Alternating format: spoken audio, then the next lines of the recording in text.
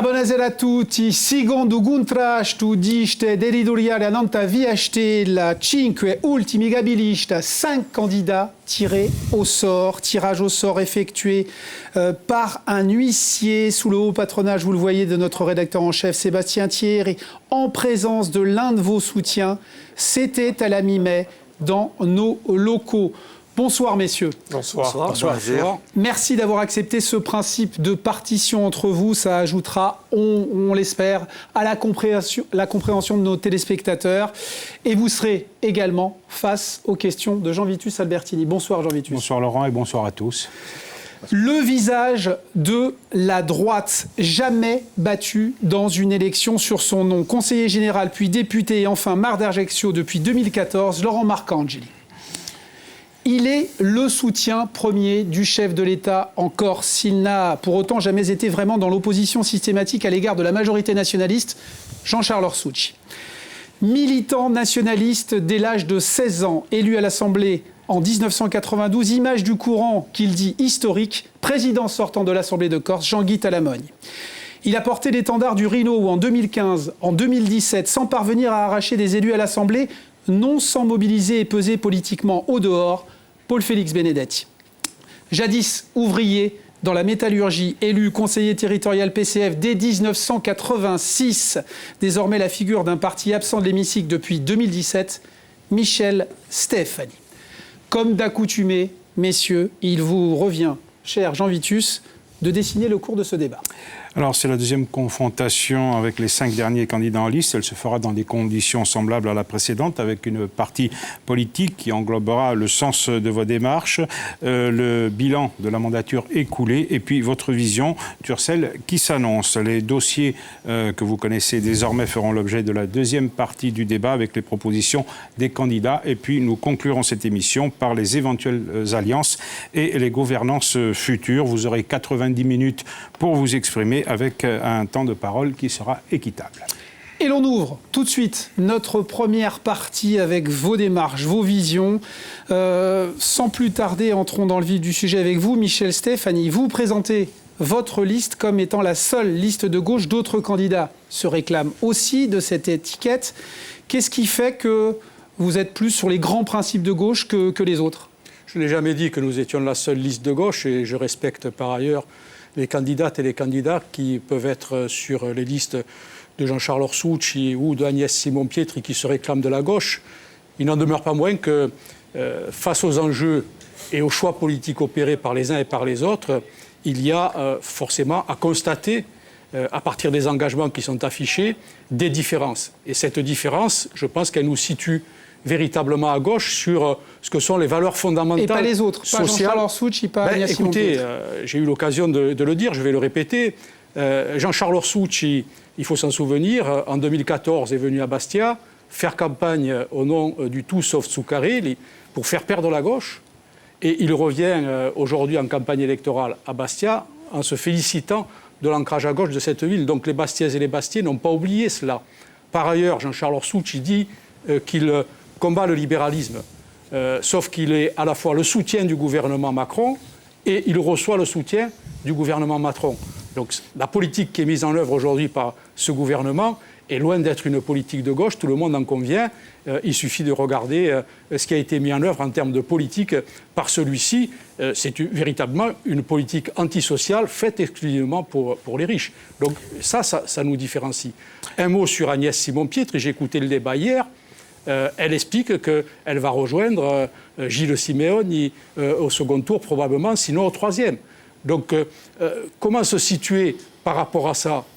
Nous nous adressons aux électrices et aux électeurs en leur disant si vous voulez véritablement faire un choix à gauche, vous avez cette possibilité avec la liste Campa meglio in Corse et Vivre mieux en Corse. Jean-Charles Orsucci, alors vous, incontestablement, vous êtes un homme de gauche à titre personnel, mais vous ne réduisez pas votre démarche à cette seule famille politique. Pourquoi elle n'est plus porteuse aujourd'hui ? Non, je crois que, vous savez, nous avons l'ambition d'exister dans cette campagne électorale en rassemblant toujours davantage. Il y a d'un côté un courant de droite que je respecte, il y a un courant nationaliste que je respecte aussi. Je me permets bien sûr de répondre aux remarques qui viennent d'être faites. D'abord, je voudrais rappeler, parce qu'il faut être précis des fois, Michel Stéphanie a quelques oublis.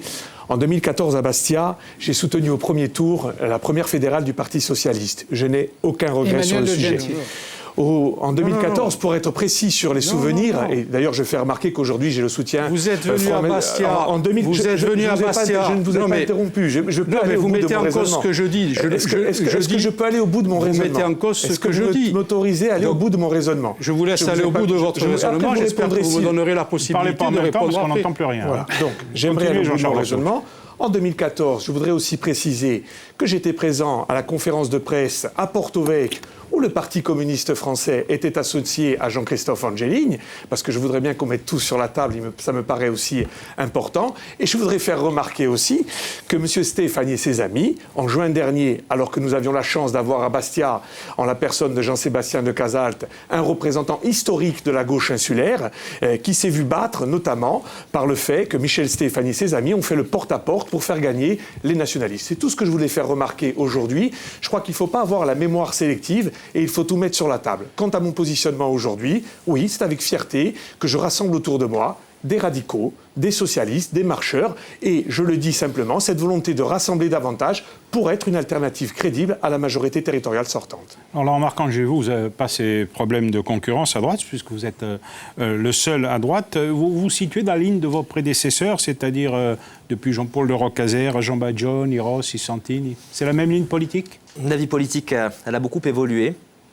Je suis effectivement le candidat de ce courant de pensée, mais un courant de pensée qui doit s'adapter aux évolutions de la société corse et aux évolutions de la société tout court. Moi, si je devais donner ma démarche aujourd'hui et la définir, moi je suis candidat pour gagner. Je souhaite représenter une alternative, je souhaite présider l'exécutif de Corse. Vous avez rappelé mon expérience tout à l'heure. J'ai depuis plusieurs années exercé un certain nombre de responsabilités et je veux exercer une présidence qui sera rassembleuse, pragmatique. Je veux que nous nous attaquions aux problèmes qui font que la Corse aujourd'hui n'avance pas sur un certain nombre de sujets. Et je veux le faire par le travail, parce que seul le travail paye. Pour cela, je suis entouré d'hommes et de femmes compétentes, expérimentées. Je veux aujourd'hui, dès ce premier tour, permettre cette alternative. Et je vous le dis, encore une fois, nous sommes aujourd'hui face à de nombreux défis. Je sais qu'il faudra rassembler bien au-delà du camp qui est le mien. J'en ai la conviction, la Corse ne pourra pas se donner à un seul camp. Il faudra construire des ponts et pas des murailles. Jean-Guy Talmonne, votre parcours, vous, ne souffre d'aucune ambiguïté, votre positionnement politique non plus. Mais quelle démarche différente aujourd'hui vous prenez, en sachant que vous êtes issu de cette majorité territoriale qui a gouverné depuis 5 ans en Corse? Et on n'a pas vu tellement votre programme fa à Nadian, comme vous le préconisez aujourd'hui.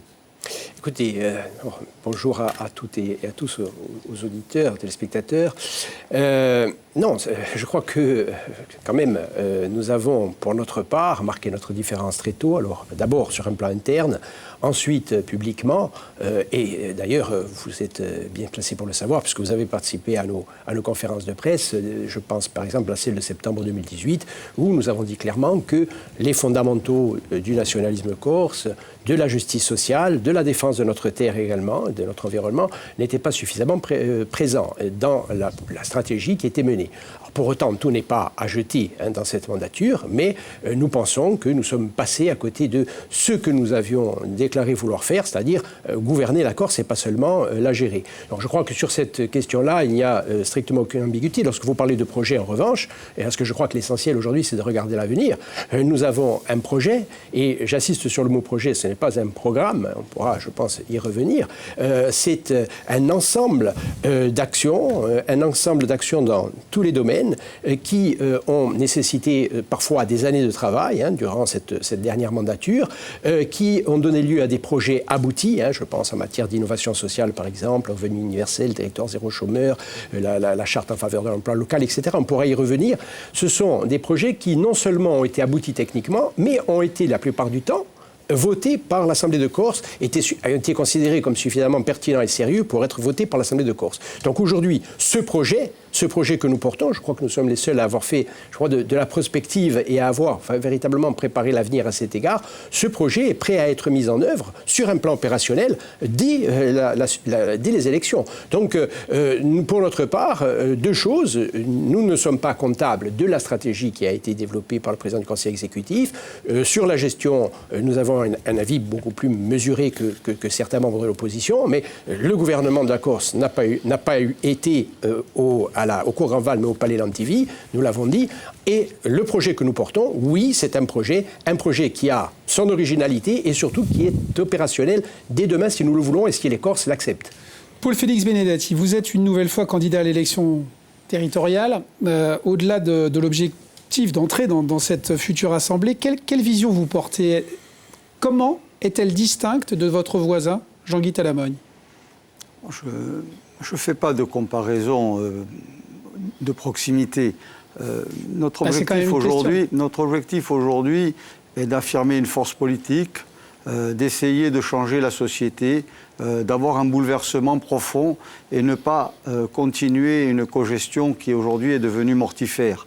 Un mandat gâché, l'espoir d'un peuple en 2015, puis en 2017, et au final, le constat généralisé d'une inaction et d'une inertie et d'une nonchalance. Aujourd'hui, je pense que Corinne Front est là pour affirmer ses convictions, son rattachement à l'histoire du patriotisme corse et sa volonté, dans ce 21e siècle, de tourner le dos aux inégalités, au système claniste, au système clientéliste, aux logiques monopolistiques, aux logiques crapuleuses, et de redonner de l'espoir et d'aller dans le concret, d'avoir une politique territoriale adaptée, avoir une vraie déconcentration des pouvoirs, de la Corse vers la Corse, de ne pas attendre en permanence de l'État, ne pas s'en servir d'un alibi, d'être nous-mêmes, de montrer notre capacité à une construction étatique en Corse, d'être opposable. Aujourd'hui, on n'est plus respecté. On n'est plus respecté d'une part parce qu'il y a une infamie étatique, mais d'une autre part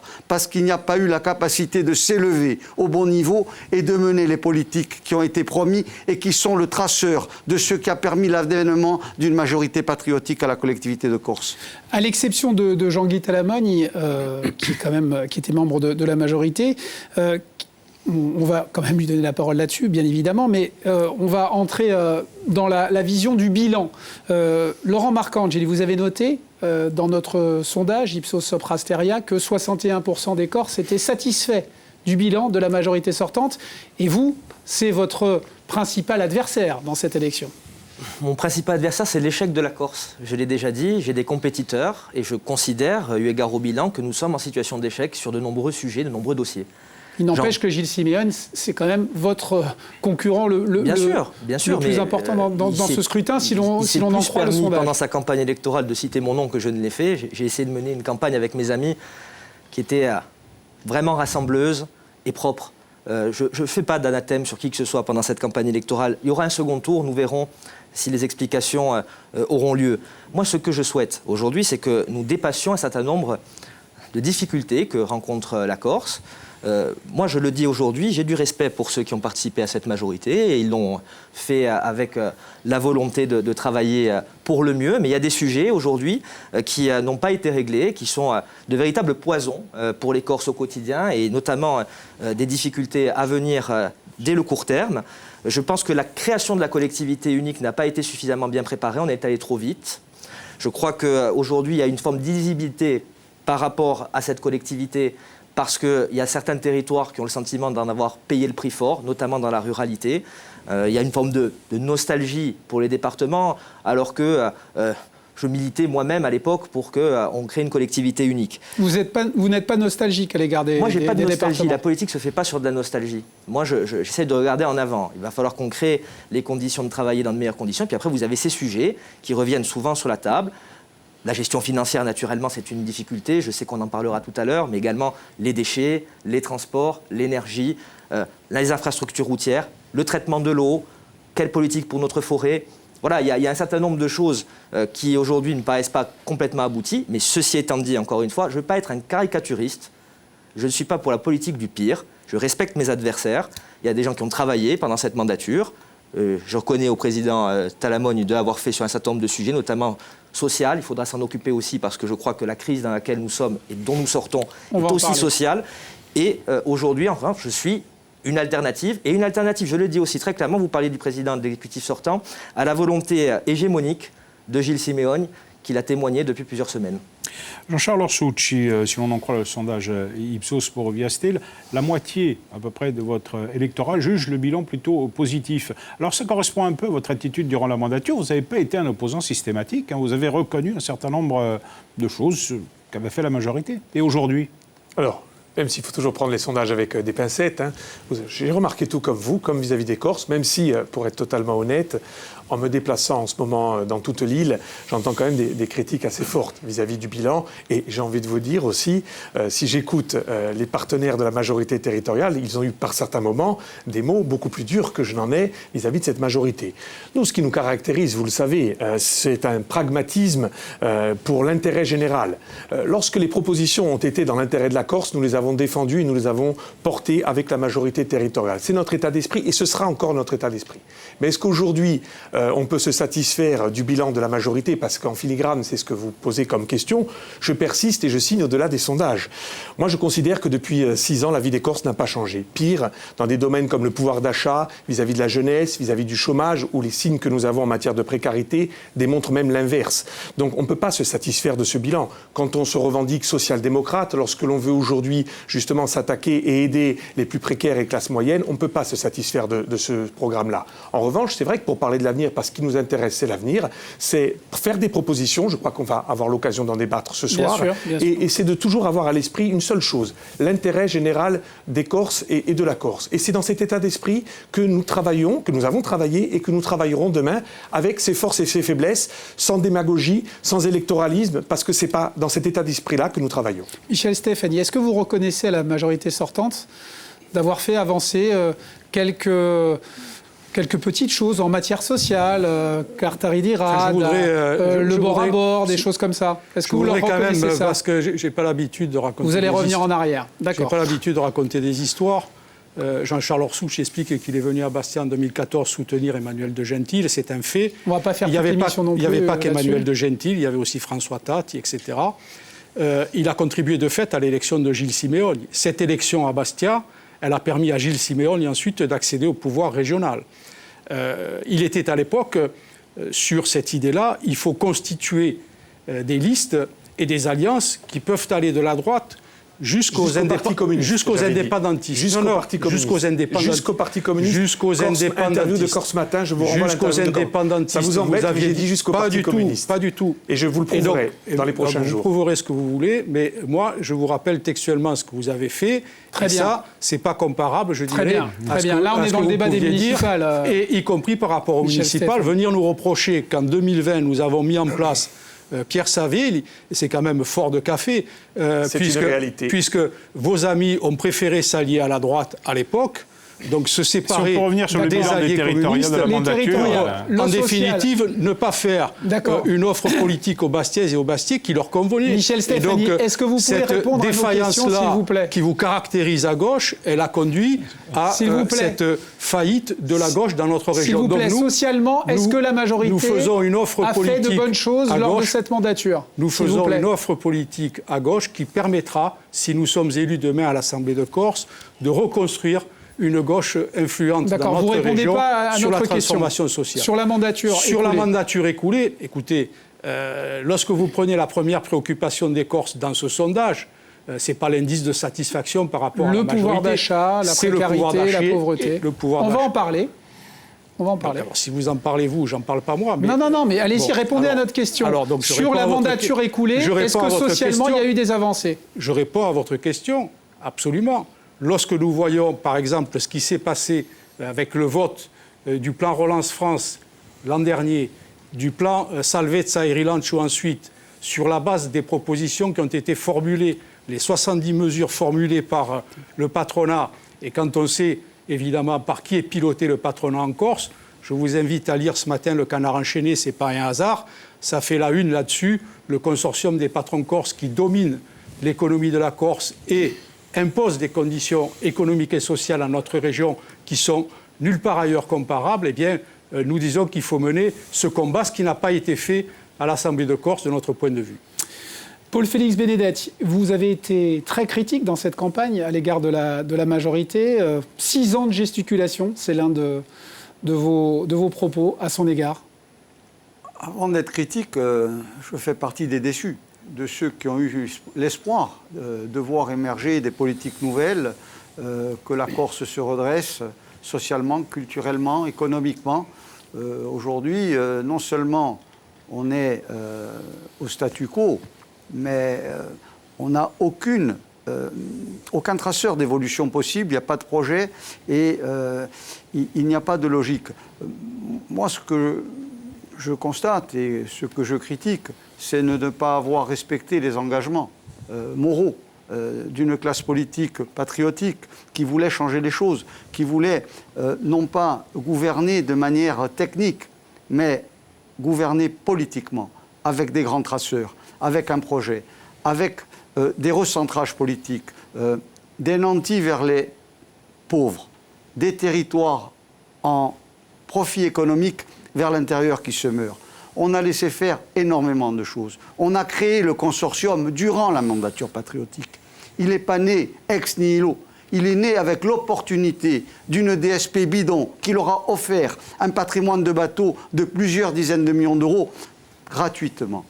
De là, ils ont profité de ce fameux effet d'aubaine qui en Corse parasite la totalité de notre système économique. Et on est tacitement aujourd'hui sous une dépendance à cette force de l'argent et aux forces occultes qui sont derrière. Moi, je crois que la politique, elle doit imposer les règles. En Corse, on a la chance que l'action politique est prédominante dans tous les vecteurs de la société, y compris dans l'économie. Car nos entrepreneurs ne sont pas des entrepreneurs. Ce sont des prédateurs. De par eux-mêmes, ils n'ont construit aucune économie. Ils ne font que s'accaparer des marchés captifs qui sont à la portée de n'importe quel kidam qui a accès au système bancaire et accès au système de pression. Je crois qu'on doit redevenir nous-mêmes, nous les patriotes corses, et on doit donner l'exemple et proposer des règles opposables à tous. Car c'est la règle qui permet l'équirépartition et l'équijustice dans une société qui en Corse devient de plus en plus injuste. Jean-Guy Talamone, c'est une pierre dans votre jardin. Vous partagez aussi la responsabilité de la gestion de cette mandature. Et puis finalement, est-ce que l'Assemblée de Corse a les moyens de lutter, comme le dit Paul-Félix Benedetti, avec ses compétences qui sont quand même extrêmement réduites, ou tout du moins son pouvoir très réduit? Monsieur Albertini, je croyais avoir répondu partiellement déjà à cette question tout à l'heure sur votre demande. Encore une fois, sur la question stratégique, ici, moi, je ne vais pas être comptable. D'ailleurs, je crois que les membres de l'opposition l'ont compris parce qu'ils ne m'attaquent pas sur ce sujet. Je ne suis pas comptable de la stratégie qui a été choisie par le président du Conseil exécutif. Nous avons été, pour notre part, une minorité dans la majorité, oui, en minorité, avec des conseillers exécutifs qui, malheureusement, n'ont eu aucune délégation, n'ont même pas parfois choisi leurs collaborateurs les plus proches. Donc, encore une fois, tout n'est pas à jeter dans ce qu'a fait le président du Conseil exécutif, mais sur le plan stratégique, j'ai émis des critiques très fortes à l'interne et très vite publiquement avec Corsica Libera. Donc, sur cette question-là, sur la question de la concentration, moi je suis contre la concentration du pouvoir politique, je suis contre la concentration du pouvoir économique, et aujourd'hui, eh bien, il y a des tendances lourdes qui vont dans ce sens-là. Moi, je suis pour l'équilibre sur le plan politique, la collégialité. La collégialité n'a pas été au rendez-vous s'agissant de la mandature écoulée. Bon, dont acte, je crois qu'il faut maintenant passer à l'étape suivante.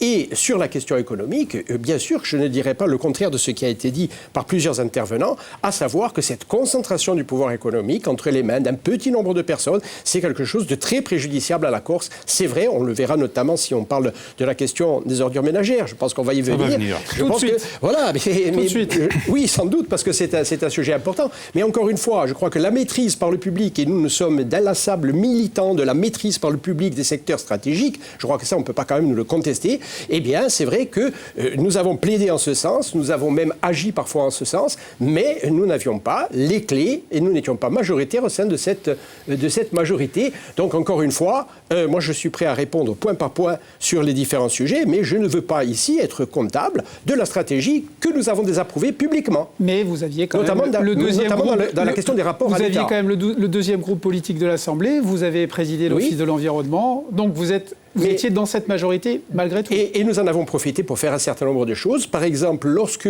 Corsica Libre a fait adopter un amendement au plan du président et au rapport du président du Conseil exécutif, Una Casa per Tutti, nous faisons ajouter un amendement qui permet donc de réserver les aides en matière d'accession au logement à des résidents corses depuis 3 ans. Ça, c'est un amendement très important. D'ailleurs, la préfecture a demandé le retrait par un recours gracieux. Cela n'a pas été retiré.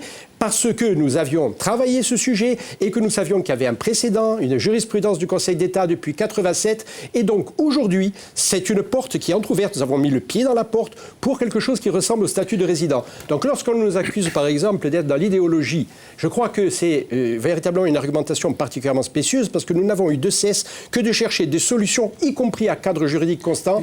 Nous sommes véritablement dans le concret, dans ce qui intéresse les Corses. Vous avez demandé quand même la poursuite de la politique unitaire. Bien sûr, mais parce que nous ne voulions pas jeter le bébé avec l'eau du bain, nous avons cru, et beaucoup de Corses ont cru, et je crois encore en l'unité du mouvement national. Et donc nous pensions qu'il fallait maintenir la cohérence de cette majorité et changer de stratégie. Mais tout cela, nous l'avons dit publiquement, mais nous n'avons pas attendu la campagne électorale pour le dire. C'est notre position, elle est claire depuis très longtemps. On va avancer si vous le voulez bien, et on va ouvrir notre deuxième grande partie dans cette émission avec les grands dossiers de la mandature à venir, et en particulier le dossier que voudraient voir régler les Corses, le dossier numéro 1 que voudraient voir régler les Corses, les déchets. Voici quelques chiffres en la matière que l'on vous le rappelle. En production, 677 kilos de déchets produits par habitant en Corse, 227 000 tonnes, plus 29% vis-à-vis de la moyenne nationale. Alors, vous avez tous des propositions à faire, évidemment, en matière de déchets, et puis trouver une solution à ce problème. On commence par vous, Michel Steph. Finalement, le moins qu'on puisse dire, c'est que vous n'avez pas de position arrêtée sur la solution à prendre. Il y a un seul principe que vous mettez en avant, c'est que cette gestion doit être publique. Alors, nous sommes, bien entendu, vous le rappelez, pour la gestion publique, et pour cause, lorsqu'on voit ce qui se passe, y compris avec la pénétration d'une économie souterraine qui, par bien des aspects, interroge. Par ailleurs, nous considérons qu'il faut, mettre en œuvre un ensemble de possibilités techniques qui nous sont offertes aujourd'hui pour sortir de cette situation de crise et réduire considérablement la période transitoire qui nous est imposée de fait, puisque l'objectif qui a été fixé de 60% de tri, nous voyons qu'il est difficilement atteignable. Et donc, nous sommes là dans la crise, au milieu de la crise, et la perspective d'en sortir, elle n'est pas immédiate. Les Corses, à juste raison, considèrent qu'il faut apporter une réponse et le faire rapidement. Quelle est votre solution, alors, justement ? C'est ce que nous proposons, en écartant aucune possibilité qui nous sont offertes de ce point de vue, y compris la valorisation thermique. Et nous considérons aussi que cette question, elle doit être tranchée par les Corses eux-mêmes. Après un débat qui leur permettrait... Vous êtes sur la même position que Jean-Charles Orsucci en l'espèce. Je pense que Jean-Charles Orsucci est sur la même position que nous, ce qui est bien. Mais pas désaccord. Ça peut arriver. Donc oui, parce que la sortie de crise, elle ne peut s'opérer, nous semble-t-il, que dans ces conditions où les Corses trancheront cette question. Ensuite, il y a une urgence à cela, et c'est ce qui, à mon sens, fait que les Corses souhaitent que dans la mandature qui commence, ce soit le premier point qui soit traité, c'est la pression fiscale. Il y a une pression fiscale qui est insupportable. Et donc, personne ne se pose la question de savoir est-ce que les Corses vont pouvoir payer. Et nous avons vu, y compris la seconde de liste qui est avec M. Orsucci, M. Gilles Simeoni, par exemple, à Bastia, voter une hausse de 50% de la TOM. Très bien. Par conséquent, les Corses ont raison de dire qu'il faut sortir de cette situation et il faut apporter des réponses à ceci. C'est ce que nous proposons avec un ensemble de dispositions. Vous êtes déjà très en avance.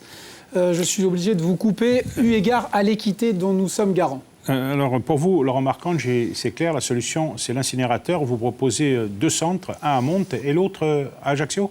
Oui. Alors, d'abord, je ne vais pas revenir sur la situation parce qu'on a un temps qui est compté. Moi, je crois qu'il faudra, dès le début, que l'Assemblée élue prenne sa responsabilité. Alors, je n'ai rien contre le référendum, je le dis, vu d'où je viens politiquement, ça ne me ferait pas peur. Mais je crois qu'il va falloir qu'on agisse en tant qu'élu, en tant que responsable. La responsabilité des élus, ça sera de définir un plan. Un plan en 3 points. D'abord, c'est apprendre. Apprendre par la prévention, il faut apprendre aux plus jeunes générations, il faut inciter, il faut que les collectivités, les regroupements de collectivités incitent au tri, incitent de manière plus forte. Il faut agir auprès des instances également nationales, notamment des grands commerces. Il y a un problème d'emballage, je crois qu'on fait tous nos courses. Il faut essayer de diminuer ce poids qui pèse dans la vie quotidienne des gens. Le tri, la collecte en porte-à-porte, il faut augmenter les moyens. Je sais qu'il y a des réflexions qui sont menées par la collectivité de Corse pour aller aider les EPCI qui n'en ont pas beaucoup pour faire monter cela.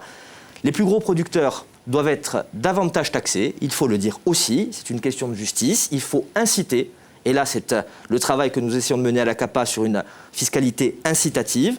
Et ensuite le traitement. Le traitement, je propose un traitement par tri mécanique afin d'aider les plus gros producteurs, à savoir les grandes agglomérations, parce que la collecte en porte-à-porte est plus difficile, et je sais de quoi je parle, dans les grandes agglomérations que dans les petites, avec une stabilisation par géothermie, oui, stabilisation par géothermie, valorisation énergétique de nos déchets.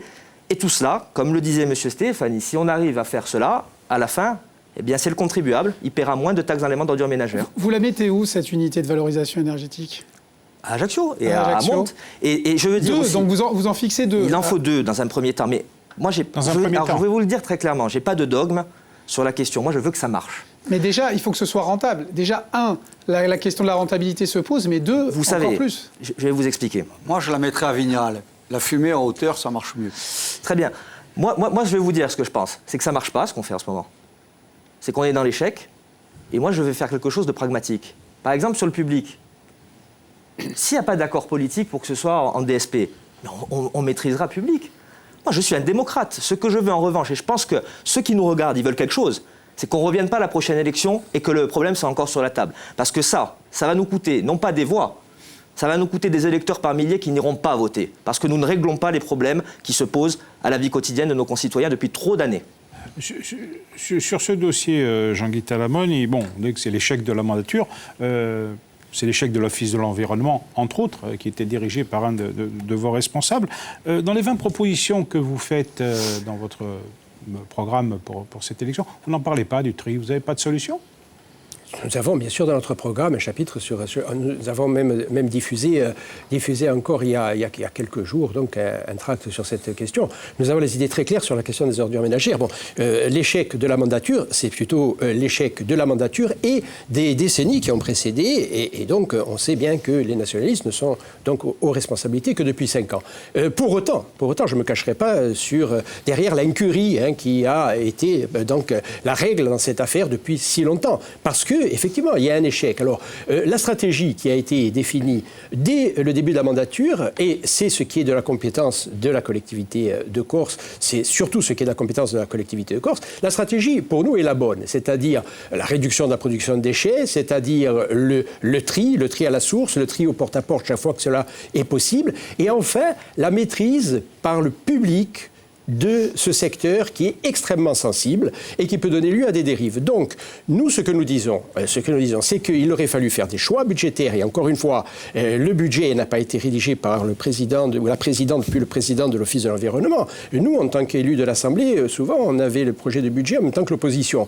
Moi, ce que je veux vous dire, c'est qu'il aurait fallu faire des choix budgétaires pour aider les communautés de communes qui n'ont pas les moyens financiers pour faire le tri au porte-à-porte. Et ça, c'est ce qui devra être fait dès le début de la prochaine mandature, faire des choix financiers courageux. Parce qu'on ne peut pas dire, voilà, nous, on pense qu'il faut faire le tri, et puis ensuite laisser les communautés de communes face à cette responsabilité. C'est un petit peu la même chose d'ailleurs pour le territoire zéro chômeur de longue durée, où on voit qu'elles sont un petit peu abandonnées, les communautés de communes, et qu'elles ne peuvent pas réaliser. Donc c'est très important, je crois, à un moment donné, que de dire qu'il y a eu... Alors aujourd'hui, la situation actuelle n'est pas du tout satisfaisante. Finissez, s'il vous plaît, parce qu'on est déjà très en retard. D'autant qu'il y a des privés qui n'ont aucun intérêt à ce que le tri se fasse, et qui gagnent beaucoup d'argent avec cette affaire des ordures ménagères. Jean-Charles Orsucci, le référendum, on l'a vu, la matière est très complexe, elle est technique, y compris sur la question du financement. C'est faire preuve de responsabilité politique que de dire aux Corses, c'est vous qui allez trancher ? Si dans mes propositions, vous retirez une seule partie, je pense que c'est sûr qu'on peut l'interpréter comme ça. Moi, je voudrais aussi être un petit peu long sur ce sujet, en essayant d'être synthétique. Non. Je suis entièrement d'accord avec l'analyse du président de l'Assemblée de Corse qui consiste à dire que des choix budgétaires faits par le président de l'exécutif n'ont pas été bons pour réaliser ce fameux tri. Secondo, c'est important aussi de le redire, pour donner un chiffre, ce surcoût du traitement des déchets en Corse, c'est 50 millions d'euros quand on compare avec ce qui se passe sur le continent. Nous pensons que ces 50 millions d'euros, il serait plus utile de les voir en direction d'une baisse des taxes, parce que ce serait là redonner du pouvoir d'achat aux Corses. Ce serait plus intelligent aussi de pouvoir être véritablement, je dirais, en aide dans des secteurs d'activité comme le social où nous devons être plus performants. Mais là-dessus, il faut avoir une politique claire sur le tri, le quoi qu'il en coûte. Et je me permets de vous le dire. J'étais il y a quelques heures avec le Premier ministre au téléphone. Il m'a clairement dit, il est temps que les Corses fassent des choix en la matière. Et l'État sera au rendez-vous pour le quoi qu'il en coûte que nous proposons aujourd'hui sur le tri. Nous devons impérativement réussir ce pari-là pour arriver au niveau du stockage qui est le nôtre. Ça veut dire que dans le cadre du reliquat que nous avons sur le PLI, dans le cadre de l'effort de solidarité nationale que nous pourrions demander au gouvernement, nous devons réussir sur le tri. Nous devons réussir avec une politique du tout public. Et je le dis là aussi clairement aux téléspectateurs. Le tout public, ça veut dire pour nous une gestion en régie directe. Voilà, il n'y a pas d'ambiguïté, c'est clair, net et précis. De A à Z, de la collecte au traitement. Sur la question du référendum, et sur la question du référendum, nous pensons que donner la parole au peuple est utile. Premièrement, je voudrais corriger ce qu'a dit Jean-Vitus Albertine tout à l'heure et ce qu'a dit Gilles Siméon hier. Ce n'est pas d'incinérateur dont on doit parler. C'est comme si en matière de chemin de fer, je vous parlais de la chemin de fer à charbon ou du TGV. Aujourd'hui, on parle d'usine de thermovalorisation. Oui, c'est la même chose. Défendue par l'Europe. Non, derrière, il y a le déchet devient une énergie. Oui, vous brûlez derrière, les déchets. Vous brûlez, mais vous produisez de l'électricité. Oui, vous pouvez chauffer. Le Premier ministre a fait référence à une usine qui est aujourd'hui à Perpignan avec zéro déchet, avec du tri, car comme le dit Paul-Félix Benedetti, qu'on arrête de nous dire que si on veut thermovaloriser, alors on ne trie plus. Ce n'est pas vrai. Les pays nordiques, aujourd'hui, sont les pays recordman en matière de thermovalorisation et de tri. Donc aujourd'hui, sur le référendum et sur le déchet ultime, il faut donner la parole au peuple corse qui devra choisir entre thermovalorisation et enfouissement, après avoir fait des études techniques nécessaires que nous a refusé le président de l'exécutif de Corse jusqu'à aujourd'hui. Paul-Félix Benedetti, entre enfouissement et thermovalorisation, vous qui êtes un ingénieur de formation, le problème est très mal posé, et si c'est l'enseignant universitaire en environnement qui va parler, je vous ferai une petite leçon, que sais-je de l'enfouissement, du brûlage et autres. Aujourd'hui, déjà, moi, je fais un constat d'une irresponsabilité de la collectivité de Corse durant quasiment 6 années à mettre en place un plan opérationnel et une analyse commodo et incommodo de toutes les filières et de toutes les possibilités. Il n'y a pas de direction de l'environnement à la collectivité de Corse. Il y a un office de l'environnement. Le référent et le porteur de projet aurait dû être le président de l'office de l'environnement. Il n'y a rien eu. Pourtant, il y a plus de 100 cadres supérieurs dans cet établissement. Moi, je me pose des questions sur l'opérationnalité des outils et sur le mode de commandement. Les déchets, partout, dans toutes les régions où ça marche, où on a un tri à 70%, le tri se fait à la source. Il ne se fait pas au cul du camion ou dans un hangar de tri mécano-biologique. Ça n'a marché nulle part. Ce sont des impasses, ce sont des volontés de concentration économique pour répondre à des logiques de lobby de transport et de lobby de traitement centralisés et monopolistiques. Aujourd'hui, ce qui fait défaut en Corse, c'est un plan, un vrai plan. Le président Siméon, il dit oui, mais on en a fait un en février. Il ne faut pas confondre un canevas d'incantations et de petites intentions et un plan opérationnel. Il n'a rien été fait, ça a été déposé à la va-vite, à quelques mois d'une élection théorique qui devait être au mois de mars, pour dire on a fait quelque chose. La réalité, c'est qu'il y a zéro. Maintenant, qu'est-ce qu'on doit faire ? On doit regarder ce qui se fait ailleurs. Les Sardes, il y a 10 ans, ils traitaient zéro. Ils ne recyclaient zéro. Aujourd'hui, ils sont à 65%. Ils sont largement devant nous. Qu'est-ce qu'ils ont fait ? Ils font deux incinérateurs, un tri individualisé avec chaque habitant et chaque commerce ou chaque pollueur qui fait 4 paquets de sa propre responsabilité. Le paquet des matières premières recyclables en matières premières. Le paquet de ce qui est combustible et trié, mais non valorisable. Le paquet des déchets putrescibles qui vont retourner à la terre. Et le dernier paquet des déchets que l'on déclare aujourd'hui comme des déchets ultimes, qui sont potentiellement des matières premières, que l'on pourrait valoriser à 100% en matières premières, mais qu'on ne fait pas aujourd'hui pour des contraintes économiques. Et c'est ce paquet-là qui va être enfoui de manière temporaire pour servir à ce qu'on appelle de gisement pour les générations futures. Mais la partie thermique, c'est un quart, ça va être 50 000 tonnes. La Corse peut choisir soit de les réutiliser sur place, soit de les exporter. Mais avant tout, il faut trier. Et pour trier, il faut inciter les gens à trier. Parce que les bonnes intentions des personnes qui ont la responsabilité de l'avenir, de l'humanité, c'est 10% de la population. Et c'est 10% du tri en Corse. Pour faire ça, il faut une fiscalité sélective. Il faut avoir une redevance proportionnelle. Celui qui trie, il est récompensé. Il ne paye que ceux qu'il amène en collecte, avec un système de code-barre. C'est autorisé depuis plus de 25 ans dans la règle française. Ne pas le faire, continuer à avoir un système de taxation où une personne seule dans une grande maison va payer 1 000 € par an. À côté de ça, un couple avec 3 enfants va seulement payer 400 € parce que sa bâtisse est dans un système fiscal favorable. C'est une aberration généralisée. Donc moi, je pense qu'on doit avoir une vraie politique et on doit aller regarder simplement ce qui se fait ailleurs. Soyons un peu anglo-saxons, faisons ce qui marche ailleurs et arrêtons d'inventer des grandes théorisations. Merci. Le social et la santé, à présent, soient les premières et troisièmes priorités des Corses, nettement au-dessus de la moyenne nationale d'ailleurs. La pauvreté en Corse, regardez ces 2-3 éléments objectifs, 18,5% des Corses sous le seuil de pauvreté, soit 1 080 € par mois. Hein. Je le dis à l'adresse de nos téléspectateurs et à vous également. 4 fois plus que sur le continent.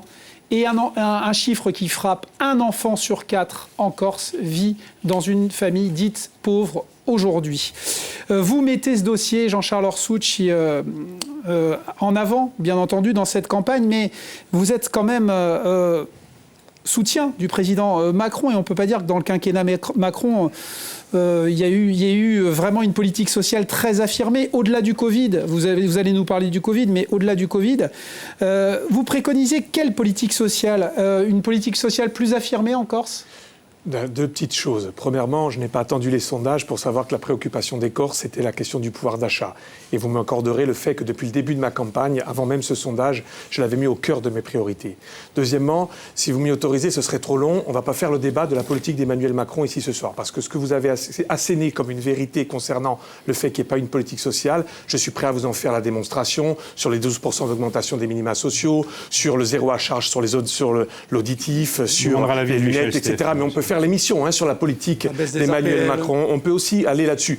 Et vous voulez passer vite sur l'année et demie que nous venons de vivre. C'est l'action du siècle en matière sociale. La protection sociale la plus solide qui n'ait jamais été donnée aux Français depuis 18 mois. Mais en Allemagne, ça a été une protection analogue et c'est la CDU qui gouverne, c'est le camp libéral. Mais en tout cas, si vous voulez aller dans la comparaison, allons du côté des pays de gauche espagnol ou italien, et vous verrez s'ils ne sont pas envieux vis-à-vis de la politique qu'a menée Emmanuel Macron. C'est vrai. Après, c'est vrai, la France a été devant, mais a été à peu près égale à l'Allemagne, qui est libérale. Je reviendrai volontiers pour vous faire la démonstration que nous n'avons pas à rougir de notre jambe gauche. Mais pour revenir à la Corse, les chiffres que vous avez annoncés sont bien sûr inacceptables, et c'est bien pour ça que nous avons mis au cœur de nos priorités 2 mesures phares.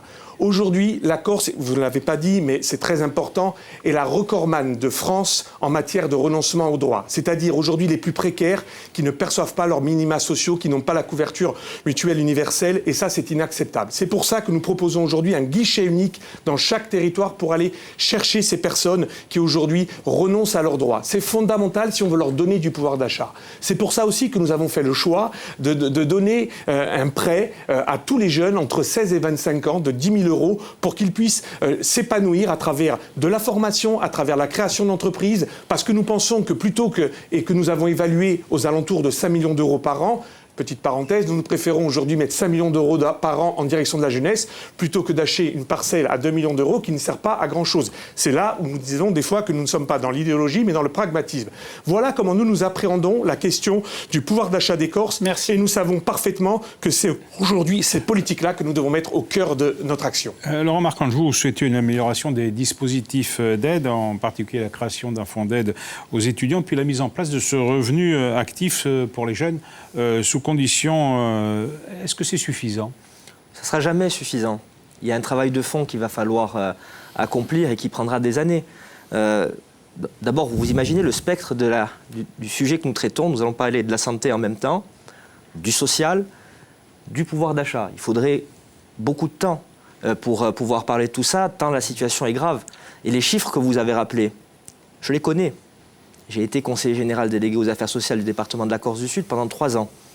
Je sais l'argent qui est mis pour pouvoir accompagner les personnes en difficulté et je sais surtout le travail remarquable fait par celles et ceux qui travaillent sur le terrain pour la collectivité de Corse aujourd'hui au niveau des affaires sociales. Alors, ce que nous proposons, ce sont tout simplement des mesures qui vont aller dans le sens de l'amélioration des dispositifs. Parce qu'il faut peut-être réévaluer un certain nombre de dispositifs existants, remettre un peu d'ordre également sur le travail sur le terrain. Moi, je propose qu'on décentralise, c'est un peu le mantra de ma campagne électorale, qu'on travaille peut-être davantage avec les intercommunalités qui sont déjà dotées de centres intercommunaux d'action sociale et qu'on contractualise avec elles pour aller sur le terrain et travailler au plus près du terrain. Ce que je souhaite également, c'est que nous soyons en capacité de pouvoir faire de la Corse une société qui soit plus inclusive à tout niveau. Plus inclusive, c'est-à-dire qu'on gomme un certain nombre de handicaps socio-économiques pour pouvoir permettre à ceux qui en ont le plus besoin d'avoir recours à un certain nombre de choses qui leur est totalement étranger aujourd'hui. Vous parlez des gens qui sont en dessous du seuil de la pauvreté. Vous savez, il y a également ce qu'on appelle les invisibles sociaux. Ce sont ces femmes et ces hommes qui travaillent, sont des travailleurs pauvres, sont considérés comme trop riches pour être considérés pauvres, trop pauvres pour pouvoir avoir accès à un certain nombre de choses. Il faut que nous travaillions là-dessus parce que sur le territoire de la CAPA, que je connais bien, ces gens-là représentent également beaucoup de notre population. Sur la santé, excusez-moi, permettez-moi, parce qu'il faut quand même qu'on en parle. On va en venir après. Parce que vous aviez commencé par nous dire qu'on allait parler du social. C'est le chapitre. Sur le logement, l'accès au logement, c'est un gros problème, vous le savez. Nous proposons la création d'un bail réel et solidaire, je dirais soutenu par la collectivité de Corse. On va faire la dissociation entre le foncier et le bâti. C'est quelque chose que l'une de mes colistières a travaillé et nous le proposerons assez rapidement pour pouvoir favoriser l'accession sociale à la propriété. Alors, Jean-Guy Talamone, durant la mandature, vous l'avez dit tout à l'heure, vous avez proposé 2 mesures qui n'ont pas eu de suite. C'est le territoire zéro chômeur et puis le revenu universel. Alors, sans succès, vous allez remettre cette idée sur le tapis pour la prochaine mandature, mais qui la finance et à quelle hauteur ? Alors, d'abord, sur la question plus large que vous avez donc posée, il y a aussi la question de la santé. Je rappelle aussi que Corsica Libre a porté cette revendication de CHU. Aujourd'hui, il y a un collectif qui est donc présidé par le docteur Benedette, qui était un de nos élus. Et je crois qu'il s'agit là véritablement d'un enjeu essentiel parce que le CHU permettrait, nous sommes les seuls à ne pas avoir d'ailleurs, les seuls, et permettrait vraiment de tirer tout le système de santé vers le haut. S'agissant du revenu universel, c'est quelque chose sur quoi nous travaillons depuis aujourd'hui 4 ans. Nous avons travaillé avec les représentants de tous les groupes de l'Assemblée, y compris ceux de l'opposition qui ont été tout à fait assidus. Nous avons travaillé avec les experts internationaux les plus connus et nous avons également donc recruté Marc de Basquiat, qui est un expert international et qui nous a aidé à faire un plan qui aujourd'hui est prêt à être mis en œuvre. D'ailleurs, le Conseil exécutif, après le vote de notre Assemblée en avril 2020, le Conseil exécutif a enfin donc décidé de lancer une assistance à maîtrise d'ouvrage pour la mise en route de ce revenu universel. Ça, c'est véritablement préparer la Corse de demain. C'est... Tandis le monde d'après, nous n'avons pas attendu la crise sanitaire. Qui doit le financer ? La collectivité ou l'État ? Vous savez, aujourd'hui, il y a déjà beaucoup d'argent qui est utilisé donc, en prestations sociales et nous pensons pour notre part, et nous avons montré, y compris comptablement, ici ce serait difficile maintenant de faire toute la démonstration, mais nous avons démontré que comptablement, pour un surcoût qui serait pris en charge par l'État, de toute façon, aujourd'hui, compte tenu de la situation née de la crise sanitaire sur le plan social, il va y avoir beaucoup d'argent à mettre sur la table. Autant les mettre pour faire des choses qui sont... Il faudra le concours de l'État. Mais le concours de l'État, il y est déjà en matière de prestations sociales, même si c'est vous les reventiler, c'est ça ? Non, mais aujourd'hui, avec ce que nous proposons, il y aurait un mieux-être immédiat pour nombre de familles corses et ce serait la première étape d'un revenu universel qui permettrait vraiment de mettre les Corses à l'abri de demain de nouvelles crises sociales parce que malheureusement, il est à craindre qu'il y en ait d'autres. Donc, je vous fais simplement observer que sur ce point, il y a eu un regain d'intérêt pour le revenu universel depuis la crise sanitaire, mais au moment où cela s'est passé, nous, ça faisait déjà 3 ans que nous travaillions dessus et nous avons pu voter aujourd'hui un projet qui est abouti et qui est prêt à être mis en œuvre. Michel Stéphanie, sur cette question du revenu universel. Moi, je pense qu'il faut donner la priorité à l'augmentation des salaires dans notre région. Il faut donner la priorité à la stabilisation de l'emploi. Il faut donner la priorité à la formation des hommes. Et pour cela, il faut s'attaquer aux causes qui produisent des inégalités dans notre région. Vous avez ici, entre 1995 et 2015, une augmentation de la richesse par habitant produite de 70%. Et nous nous rendons compte que si la Corse va mal aujourd'hui, il y en a quelques-uns quand même dans cette période qui se sont bien portés et qui s'enrichissent considérablement. Eh bien, nous disons qu'il faut s'attaquer à ce problème de l'injuste répartition de la richesse pour restituer, bien entendu, du pouvoir d'achat aux ménages et améliorer leurs conditions de vie. Si nous prenons l'exemple des réfactions de TVA, on sait qu'elles représentent en gros 200 millions d'euros par an. Vous ajoutez à ça ce qui est mis au bénéfice des entreprises en termes d'aide, crédit d'impôt compétitivité, CICE, ou crédit d'impôt Corse. Vous arrivez aux environs de 90 millions d'euros. Ces aides aux entreprises, il faut les corréler à l'emploi, au salaire ? Il faut exiger des contreparties sociales. C'est ce qui n'a pas été fait avec le plan Salvezza et le plan Relance France. Et c'est bien sûr ce problème-là qui nous est posé. M. Orsucci oublie que le gouvernement met en œuvre une politique antisociale quand il baisse les APL. En ce moment même, les jeunes, 40% des jeunes, 4 jeunes sur 10 vont connaître une baisse de leur APL de 118 € en moyenne. Vous prenez la réforme de l'assurance chômage.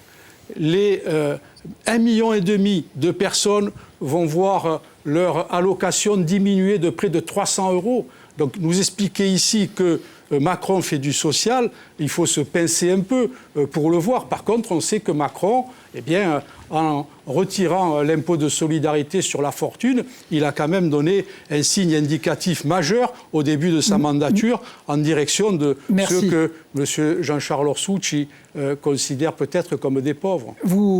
On vous introduit systématiquement, Jean-Charles Orsucci. Alors la parole vous revient. Il se trompe d'élection. Bon, on n'est pas ni dans l'élection législative, ou peut-être qu'il aurait dû se présenter. Vous êtes peut-être sur le même espace politique. Il faut le croire. En tout cas, j'ai l'impression qu'il valide l'idée que je fais une campagne à gauche et qu'il a vraisemblablement peur. Et il a un petit peu raison, parce que les derniers résultats électoraux ont démontré que c'était un petit peu compliqué. Il a peur que l'ensemble de l'électorat de gauche comprenne que je suis dans cette gauche qui veut être au gouvernement, cette gauche de l'action, cette gauche non pas de l'incantation ou du rêve, mais celle qui veut réussir véritablement. Sur la question des allocations qui ont été coupées par le gouvernement Macron. Je répète, je ne vais pas aujourd'hui vous faire le débat sur cette question-là. Nous sommes ici face aux compétences de la collectivité de Corse, dont j'aimerais bien qu'on parle.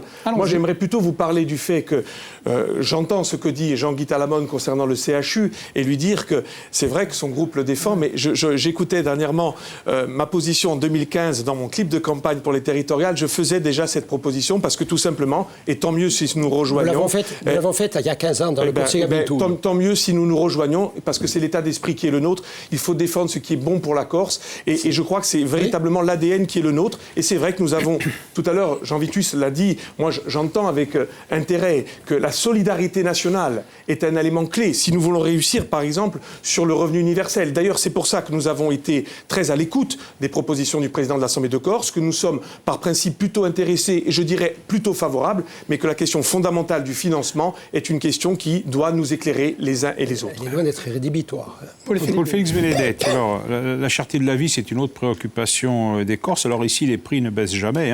Ni les rapports des inspecteurs des finances, ni les conférences sociales, ni les tables rondes n'ont réussi à faire baisser les prix. Alors, quelle est la solution aujourd'hui ? Il faut les bloquer ? Écoutez, la solution n'est pas forcément dans un blocage des prix, elle est dans le blocage des monopoles.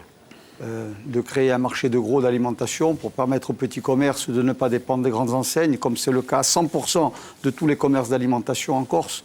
Les aliments sont moins chers de 30% en Italie. Ils ne mangent pas moins bien et ils ont probablement des produits de meilleure qualité. Qu'on se pose les vraies questions. Et pour ce qui est du social, qu'on ait une vision pragmatique, qu'on ne vende pas du rêve aux gens qui sont dans la misère. Aujourd'hui, si on voulait ne serait-ce que donner 200 € par mois en plus aux 60 000 qui sont sous les radars de la vie, il faudrait la totalité du budget disponible annuellement de la collectivité de Corse, c'est-à-dire 150 millions d'euros. Donc c'est dans le déraisonnable. Pourtant, c'est ce qu'il faudrait faire. Ça veut dire qu'on doit discuter politiquement, stratégiquement avec la France pour qu'il y ait un plan de relance qui soit un vrai plan de relance.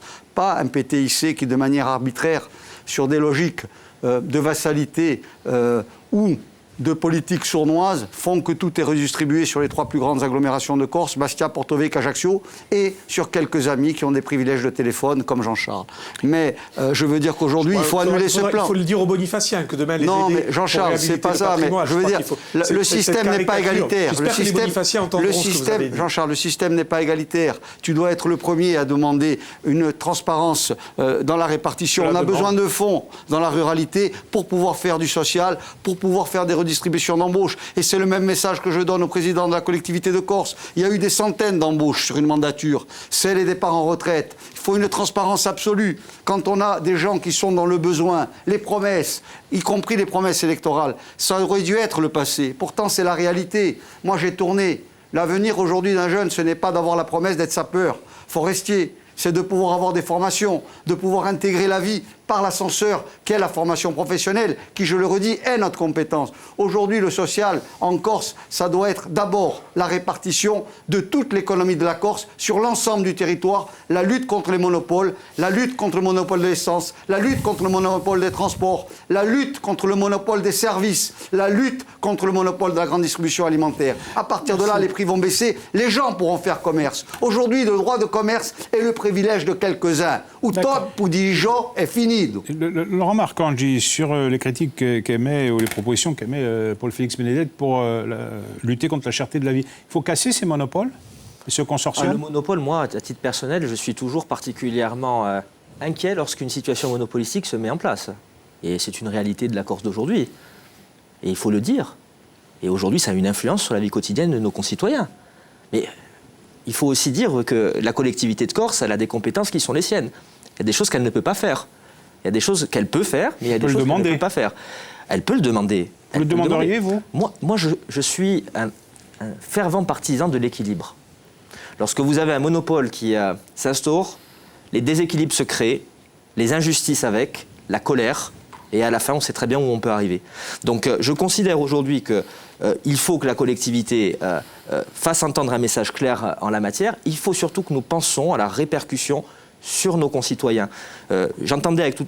Vraiment, c'est très important. Le débat sur la formation professionnelle, là, est une clé. Si vous voulez demain améliorer la vie de nos concitoyens, ça commence à l'école, ça commence par l'orientation, et ensuite par la formation professionnelle, et ensuite, vous le savez aussi bien que sur moi... la cherté de la vie. Mais la cherté de la vie, déjà, c'est par rapport au salaire bas que nous avons en Corse. Oui, il est plus haut. J'ai commencé ma carrière d'avocat, j'avais un salaire de collaboration avec 1 000 € par mois. Je sais de quoi je parle. Ça, c'est une réalité concrète que vivent de nombreux Corses. Donc aujourd'hui, il y a la nécessité d'augmenter le pouvoir d'achat également par le train de vie de nos concitoyens. Et ça passera par la formation professionnelle tout au long de la vie, parce qu'on peut avoir plusieurs carrières. Ça passera par la nécessité de prendre des parcours de vie.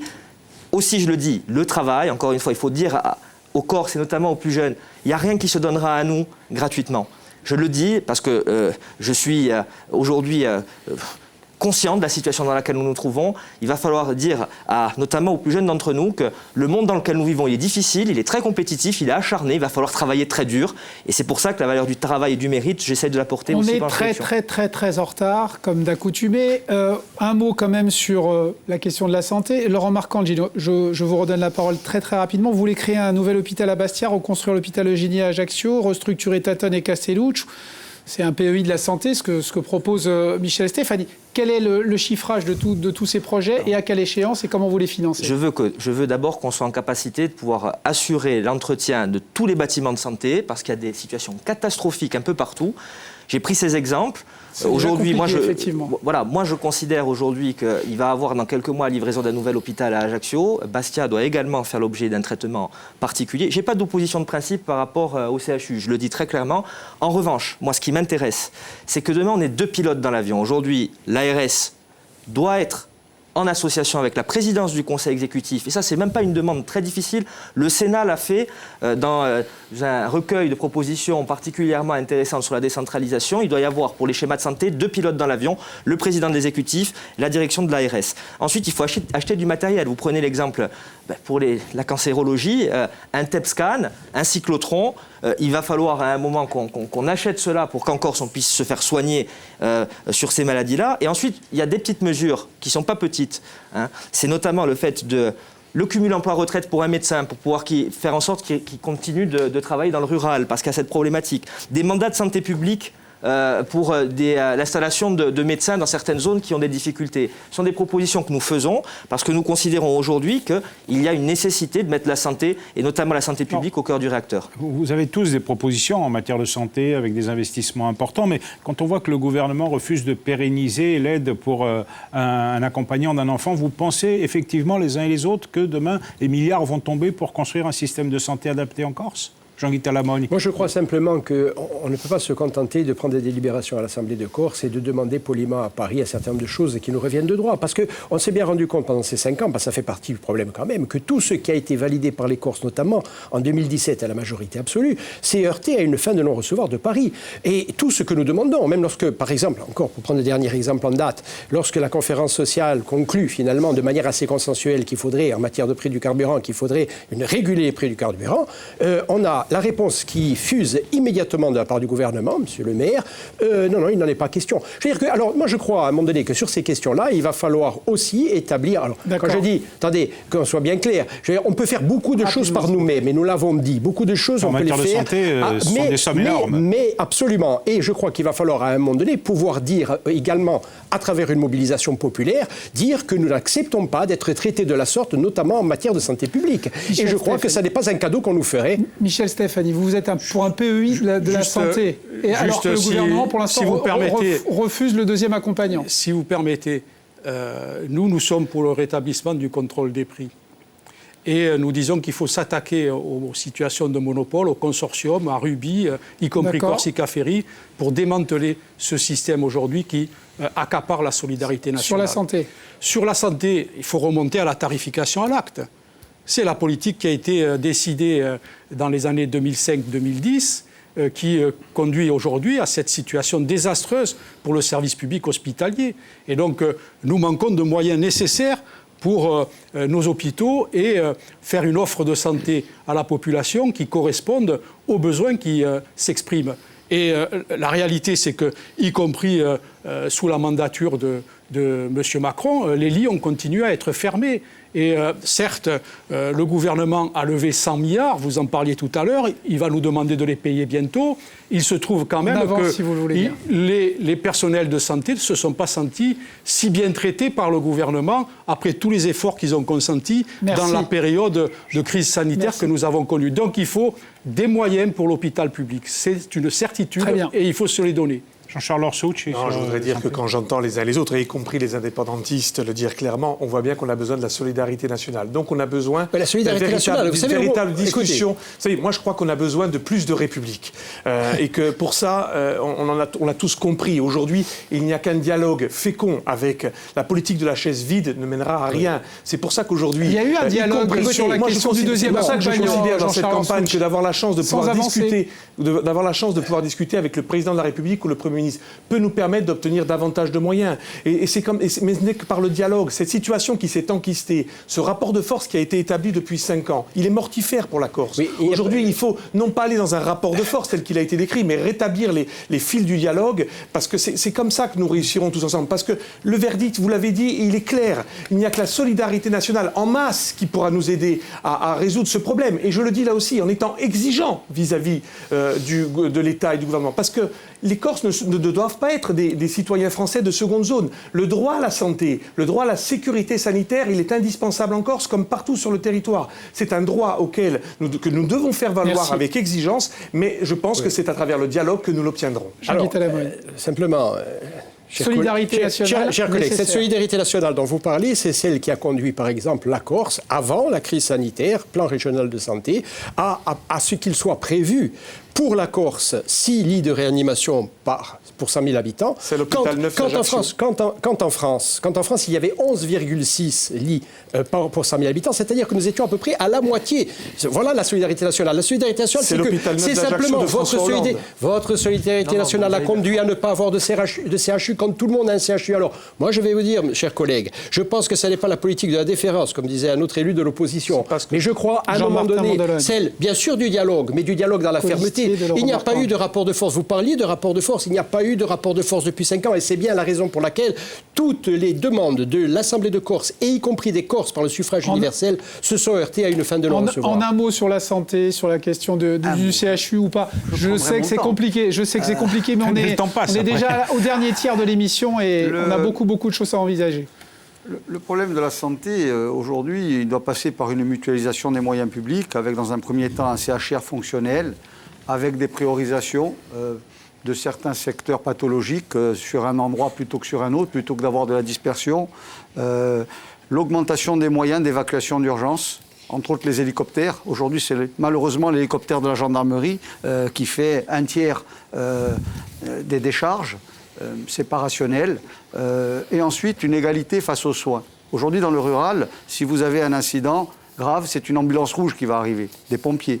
Il n'y aura pas de médecin à bord. Si vous êtes à la périphérie d'une grande ville ou d'un hôpital, vous allez avoir l'ambulance blanche du SAMU qui a automatiquement un médecin à bord. Moi, je voudrais qu'on rompe ce système égalitaire. La collectivité de Corse, elle a son mot à dire, puisque le corps des sapeurs-pompiers dépend de sa administration directe. On doit recruter des médecins pour les affecter, probablement en demi-poste, pour qu'ils soient aussi affectés dans le rural, comme médecins généralistes. On doit remonter le numerus clausus tout de suite. Une planification du nombre de médecins se fait sur 10 à 12 ans. C'est le temps de la formation. Les incantations, ça suffit. On doit être réactif. Et autre chose aujourd'hui, la privatisation de notre système de santé, le rachat par un consortium privé d'un fleuron de la santé en Corse, les cliniques Mémar, qui représentent 30% des actes médicaux en Corse. Pourquoi ? Parce qu'il n'y a pas une banque de développement, parce qu'il n'y a pas eu la possibilité pour les médecins corses d'avoir un accès à la finance et de racheter. Heureusement qu'au consortium, il n'y avait pas de médecins. À présent, l'aménagement du territoire et son document de référence, le PADUC, un acronyme que les Corses connaissent bien désormais, plan d'aménagement de développement de la Corse. Tout le monde ou presque souhaite sa révision, il serait difficilement applicable. Et en plus, la loi impose cette révision tous les 6 ans, Jean Vitus. Oui, Laurent Marc-Angel, la révision du PADUC, c'est pour vous une évidence, mais dans quel sens est-ce que vous allez le réviser ? Élargir, par exemple, à la Corse entière, la politique que vous menez à Ajaccio en matière d'urbanisme ? La politique a consisté à faire un PLU beaucoup moins permissif que celui qui a été fait en 2013. C'est ça la politique. Qui a été sanctionné par le tribunal administratif en partie. Oui, encore une fois, citez-moi un document d'urbanisme en Corse qui n'est pas sanctionné tout ou partie. Et là, je vous donnerai un bon point, monsieur. Donc, ça, c'est pas forcément une consolation. C'est pas une consolation. Regardez mon PLU, vous avez une place pour l'agriculture, qui est certes contesté, vous avez une place pour le développement et vous avez une place pour la protection de l'environnement. Moi, ce que je propose, tout simplement, c'est de le réviser pour qu'il soit conforme à la réalité du terrain. Et je ne parle pas d'Ajaccio. Je parle de ces dizaines... Est-ce que ça peut servir d'exemple, Je parle de ces dizaines de communes. Je n'ai pas vu un maire qui est satisfait. Pas un. Il peut y avoir de toutes tendances politiques confondues. Je vais vous dire pourquoi. Parce qu'aujourd'hui, dans nos communes les plus rurales, lorsque vous êtes détenteur d'un bien familial et sur lequel vous n'avez aucune volonté spéculative, seulement la volonté éventuellement de construire une maison, vous ne pouvez plus. Et ça, c'est la réalité aujourd'hui. Et en plus, les maires ont le sentiment d'être dépossédés de leurs responsabilités, parce que c'est l'État aujourd'hui, tout le monde est en RNU pratiquement, qui dit non, pas de constructibilité pour monsieur untel, héritier d'un terrain familial qui veut faire sa maison pour y faire grandir sa femme, ses enfants et son foyer. Eh bien, ça, c'est une injustice. Donc le PADUC, aujourd'hui, il faut qu'il soit révisé pour être travaillé davantage en concertation avec les élus de terrain qui, je le pense, ont la légitimité pour, qui, je le pense, n'ont pas de vocation spéculative sur le territoire de leur commune, qui, je le pense, n'ont pas envie de détruire leur commune. Alors je le dis très clairement, pour moi, ça sera l'une des priorités, parce qu'aujourd'hui, il y a un sentiment d'injustice qui est en train de se développer, qui n'est pas bon. Par ailleurs, je le dis, le document, il faut qu'il soit revu. Il y avait aussi des documents annexes qui n'ont pas été réalisés sur les déplacements, les modalités. Il y a tout un tas de choses à réaliser. Il y a des schémas à faire qui n'ont pas été véritablement pris en compte. Mais encore une fois, vous voyez, on doit parler d'un document d'une très grande ampleur et on n'a pas beaucoup de temps pour le faire, tout ce temps qu'on est. On vous offre quand même plus d'1h30 à Bien ça. sûr. C'est pas mal, c'est pas mal. Jean-Charles Orsucci, vous proposez des états généraux sur l'urbanisme en général. Est-ce que des états généraux, est-ce qu'un nouveau Grenelle de l'urbanisme en Corse, ça va résoudre le problème? Ou est-ce que, par exemple, chez vous à Bonifacio, à Porto Vecchio, à Ajaccio, les jeunes auront toujours des difficultés à se loger? En tout cas, le constat, nous ne pouvons que le partager. Posez la question au maire de Casalabrive, au maire de Sorbolane, vous verrez, de Solacaro, de Murat, et vous verrez, et comme ça, je pourrais en citer des dizaines, je le répète, toutes tendances confondues, et vous dire que je crois qu'il faut distinguer, avoir l'honnêteté de distinguer les communes littorales des communes de l'intérieur. Cherchons peut-être ce fameux consensus, ce plus petit dénominateur commun, pour faire rapidement ce qui peut être fait. Je crois, aujourd'hui, quand vous êtes à Mokakroch et que le principe c'est la continuité d'urbanisation, mais que le village est entouré d'espaces stratégiques agricoles, il faut être pragmatique. Nos états généraux, c'est pour faire en sorte que, quand on est maire d'une commune aujourd'hui, nous n'ayons pas face à nous des censeurs, avec l'agence d'urbanisme, avec l'État, les deux, mais que nous ayons des partenaires. La réalité du terrain aujourd'hui, c'est qu'il n'y a pas un PLU, ou difficilement qui sort, et je félicite Laurent d'avoir réussi cet exploit, parce que c'est vrai que ce n'est qu'à la marge, mais il n'y a pas un PLU qui sort. Je ne vous parle même pas de SCOT ou de PLU intercommunaux. Donc aujourd'hui, il faut qu'on puisse... Il faut aujourd'hui, comme la loi le prévoit, nous puissions changer ce PADUC dont nous sommes fiers, que nous avons voté avec Michel Stéphane. Voté, hein, tous ici, à part la loi le prévoit et il faut aujourd'hui faire en sorte que par certains côtés, il puisse être plus permissif, notamment dans les villages de l'intérieur, et peut-être plus contraint sur les communes littorales comme les nôtres, où nous avons déjà des taux suffisamment. Et je le dis aussi, parce qu'il est important, mais il est important, la différenciation réglementaire et législative entre la maison principale et la maison secondaire doit être obtenue de la part du gouvernement. Là aussi, nous devons avoir un consensus ensemble, parce que vraisemblablement, de mes discussions, y compris avec les associations pour l'environnement, me permettent de le faire. Et je termine sur un point, c'est là où j'ai une vraie différence avec Agnès Simon-Piétrière. Elle est dans l'écologie punitive, nous sommes dans une écologie qui a vocation à rectifier les erreurs et à permettre aux Corses de pouvoir construire sur leur terre. Michel Stéphanie, vous l'avez voté ce PADUC ? Tout à fait, et il est révisable. Oui, tous les 6 ans. Oui. Donc, il ne faut pas s'enlever cette possibilité et regarder les choses non pas figées, mais avec l'objectif que nous pouvons avoir en termes d'aménagement du territoire. Nous considérons, vous disiez tout à l'heure, il faut des états généraux. Nous considérons qu'il faut des états généraux des services publics pour repenser l'aménagement du territoire dans notre région. Je pense en particulier au déplacement et au rôle que pourraient jouer les chemins de fer de la Corse, autour duquel pourrait se structurer une offre de services pour décloisonner les différentes micro-régions qui, vous le savez, avec la typologie géographique de la Corse, sont parfois très isolées. Donc ça, c'est un aspect. Il faut ramener de la vie, bien entendu, dans le monde rural, où on peut développer à partir de là l'agriculture, pour peu qu'on s'interroge aussi sur la politique agricole commune et les effets qu'elle peut avoir en Corse, empêchant bien entendu que se développe l'agriculture telle que nous la connaissons. Et à partir de là, réfléchissons aussi, en respectant la clause de compétence générale des collectivités locales, à cet aménagement du territoire pour donner aux administrés la possibilité d'intervenir dans la définition de l'aménagement de leur propre territoire, c'est-à-dire celui de leur commune. Merci Michel. Jean-Guy Talamone et ensuite Paul-Félix Bénédette sur le PADUC et ensuite on passe vite à autre chose. Bon, cela a été dit, nous sommes aujourd'hui au cours de l'année de révision. Il y aura une révision qui pourra permettre de rectifier certaines erreurs. Sur la philosophie, nous sommes absolument hostile. C'est notre position à ce que la philosophie soit revue. C'est la bonne et il y a eu une discussion, il y a eu un premier PADUC qui avait été abandonné. Pour nous, nous ne sommes pas sur la philosophie du PADUC de M. Santini-Recasère, mais bien sur celle qui a été votée sous l'impulsion des nationalistes. Et il y a eu des problèmes, notamment l'annulation de la cartographie. Trop de temps qui s'est écoulé entre l'annulation et la nouvelle cartographie, ce qui a permis à un nombre de maires d'arranger un petit peu leurs affaires et de grignoter les ESA. 3000 hectares d'ESA ont été consommés, ce qui est absolument anormal. Aujourd'hui, ce que nous disons pour notre part, c'est qu'il faut mettre ces ESA en production le plus rapidement possible, dans l'esprit de faire parvenir la Corse aussi à l'autonomie alimentaire. Le PADUC, c'est un document essentiel qu'il faut protéger en tant que tel. Paul-Félix Bénédette, très vite sur ce point. Le PADUC doit être... Vous l'aviez voté, vous, le PADUC, en 2015 ? J'ai voté contre, car à l'époque, j'avais soulevé son problème de permissivité, qu'il n'était pas rationnel. La partie réglementaire fondamentale était le seul noyée nationaliste, dans 2000 pages, je dirais, de commentaires. Moi, aujourd'hui, le PADUC, il faut lui donner déjà un axe fondamental. Le premier, c'est dans la gestion de l'espace. Une rampe de progression sur les constructions. Dans beaucoup de schémas directeurs faits par les préfets eux-mêmes, il y a un pourcentage. En Corse, il faut qu'il soit au maximum de 1%, c'est-à-dire 2500 logements par an.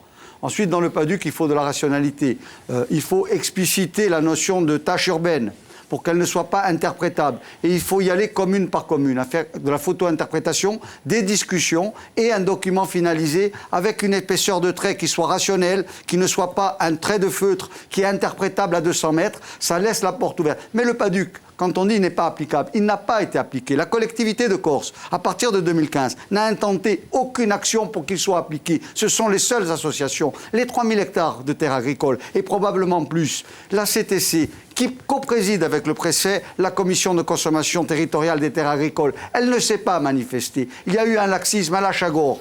Est-ce de l'indolence, de l'incompétence ou est-ce de la connivence? Je me pose la question fondamentale. Aujourd'hui, on doit avoir un PADUC opérationnel qui, sur le fond, doit rester le même et sur la forme doit être adapté pour que les maires aient, commune par commune, une latitude d'interprétation, mais qui soit cadrée dès le départ. Qu'on ne laisse pas, comme c'est le cas aujourd'hui, le RNU, avec comme seul décideur le préfet et l'État, qui aujourd'hui en Corse joue une politique de terre brûlée avec la volonté de nous amener à un chaos politique. En 2019, à la demande de Corsica Libera, l'Assemblée de Corse a voté une délibération demandant au président du Conseil exécutif de déférer systématiquement devant la justice les permis de construire. Les permis de construire violant le PADUC, cela n'a pas été fait et c'est une délibération qui n'a pas été exécutée. On ne peut pas laisser les associations seules en première ligne. Alors, ces difficultés en matière d'urbanisme, en matière de déchets, on l'a vu tout à l'heure, révèlent quand même un phénomène souterrain qui pèse beaucoup sur la société et sur l'économie corse. C'est celui de, alors on l'appelle comme on veut, de la mafia, de la grande criminalité. En tout cas, on va pas faire un débat sémantique là-dessus. Simplement, vous demandez aux uns et aux autres, qu'est-ce que vous préconisez pour lutter contre ce phénomène, étant entendu que les moyens de l'Assemblée de Corse ne sont pas des moyens régaliens. Laurent Marcangeli. La fermeté de l'État. Force au droit que le travail soit fait, que les trafiquants, que les délinquants, que les criminels soient en prison. Ça, déjà, c'est la première chose. Ensuite, on a un travail à faire sur nous-mêmes, sur le sens de la vie, je le pense. Il faut valoriser un certain nombre de choses dans la vie, y compris nous-mêmes les politiques. Il faut de l'exemplarité en matière de commande publique. Il faut que nous soyons transparents, mais pas trop, parce que je crois qu'il y a aussi parfois des dérives en la matière. Mais d'abord, compétences régaliennes, je le dis. Il y a des textes de loi qui peuvent être appliqués. Il y a des sanctions qui doivent être données. Quand je vois que certains délinquants font des choses graves, très graves, et passent très peu de temps en prison, pourtant j'ai été avocat, vous savez. La société ne comprend pas un certain nombre de décisions parfois.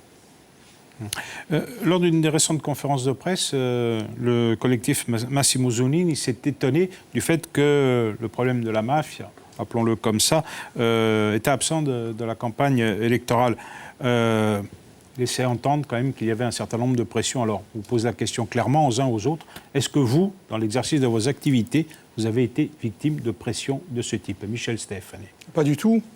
Mais ça me donne la possibilité de m'exprimer sur cette question. Je pense en effet qu'il faut donner tous les moyens nécessaires, même s'ils restent ordinaires, aux forces de police et à la justice pour traquer les criminels.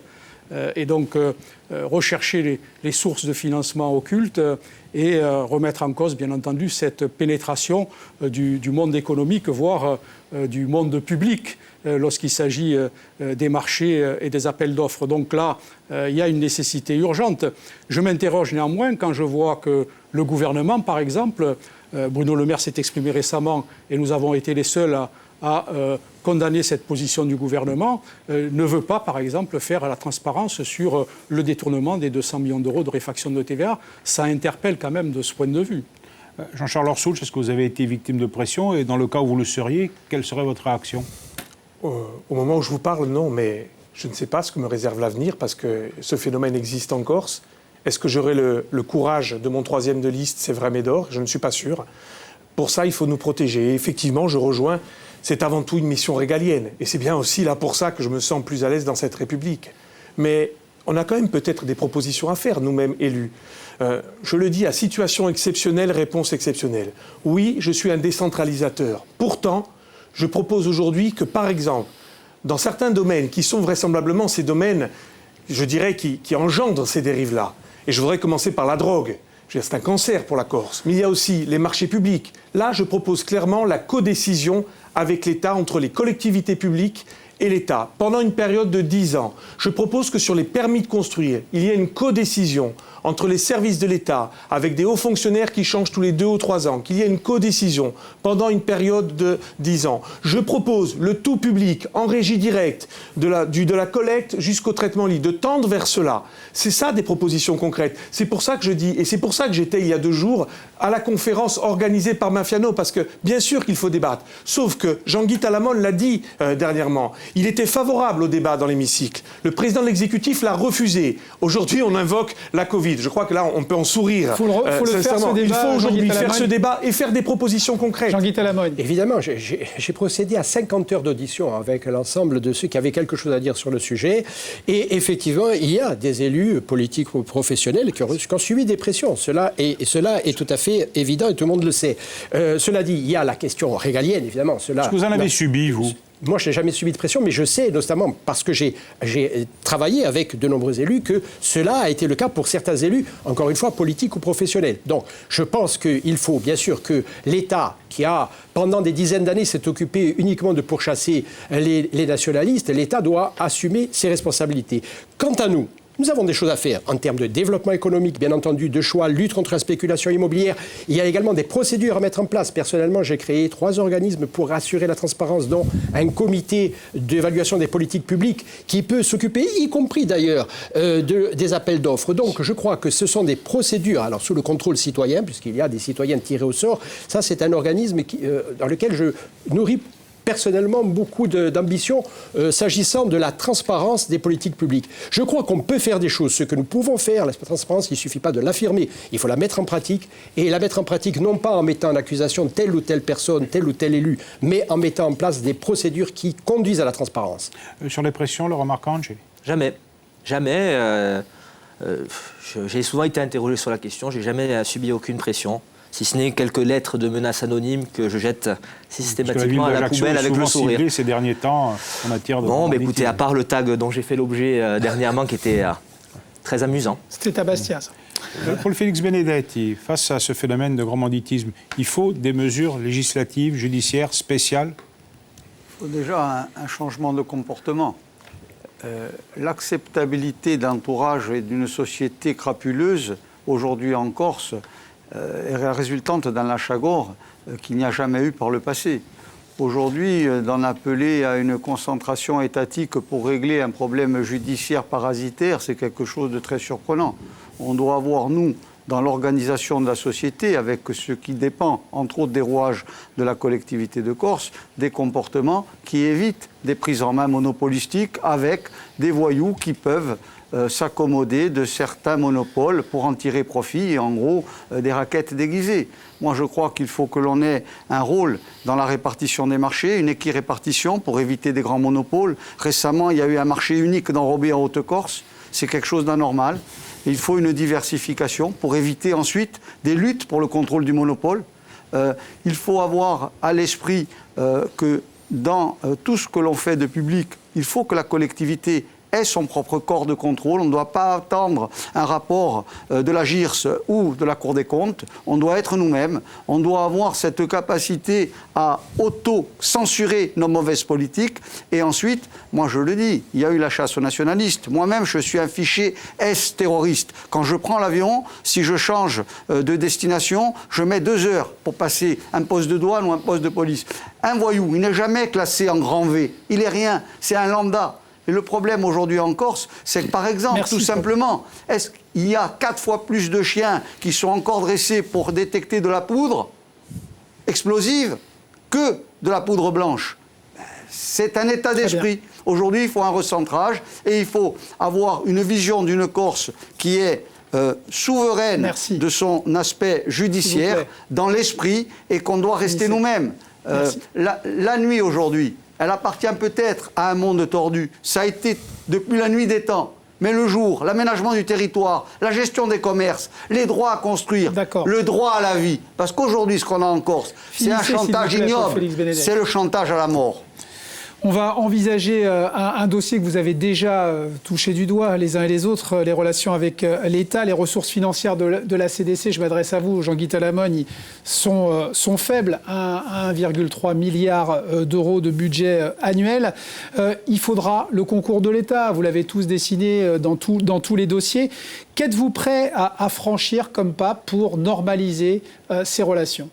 Mais pour notre part, chaque fois qu'il a été possible de discuter de quelque chose de sérieux avec un ministre, un préfet, nous l'avons fait. Nous n'avons jamais pratiqué systématiquement la politique de la chaise vide. S'il s'agit d'accompagner Mme Gouraud qui fait le tour des restaurants dans le rural, évidemment, ça ne sert à rien.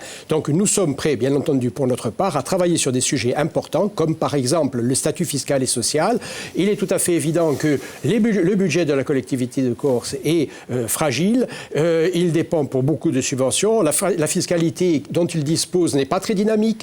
Les tabacs, les produits pétroliers, ça n'est pas très dynamique. Donc, pour notre part, nous disons qu'il faut véritablement donner aux entreprises corses les moyens d'être à égalité avec celles qui sont de l'autre côté de la mer, en France et en Italie et partout, à travers un statut fiscal et social. Merci. Je crois que ce sera l'un des enjeux de la prochaine mandature. Jean-Charles Orsucci, votre bonne relation avec Emmanuel Macron n'ont pas changé grand-chose au fait que les relations entre la Corse et l'État ne se sont pas améliorées. J'imagine que vous n'avez pas jeté de l'huile sur le feu. Et pourtant... Il ne vous aura pas échappé que je n'étais pas président de l'exécutif. Je reste. Mais vous auriez pu avoir un rôle. J'ai essayé et je crois qu'ici, beaucoup de personnes peuvent en témoigner. J'ai toujours essayé de faire en sorte que ces relations soient bonnes. J'étais encore avec le Premier ministre et pareil dans ce devoir d'exigence. J'ai reproché au Premier ministre la réponse trop hâtive, même si elle n'est pas aussi catégorique de Bruno Le Maire sur le contrôle des prix. J'ai reproché le fait qu'on n'ait pas encore totalement répondu favorablement à INSEM. J'ai reproché au Premier ministre que la majorité présidentielle, dans la majorité présidentielle, on ait mis à mal la politique linguistique. Il a reconnu, il me dit, vous savez, vous parlez ici à un maire de 6 000 habitants d'une commune de Catalogne, de pays catalan, qui a dans sa commune une école immersive et qui l'aide fortement. J'entends votre discours. La France n'a pas à avoir peur de sa diversité. Je crois que nous avons la chance d'avoir des interlocuteurs qui peuvent entendre notre message, mais ce n'est que par le dialogue. Ce n'est pas en n'allant pas à l'invitation du président de la République qui vous invite à Paris à discuter. Je crois qu'il est fondamental d'aller discuter pour obtenir des choses. Nous avons obtenu des choses depuis 30 ans, y compris avec l'aide des nationalistes et y compris avec l'aide de tous les courants politiques. Je me souviens de José Ross, je me souviens de Jean-Guy Talamogne. Nous sommes en capacité. Il faut aujourd'hui un nouvel accord Matignon pour que nous sortions par le haut,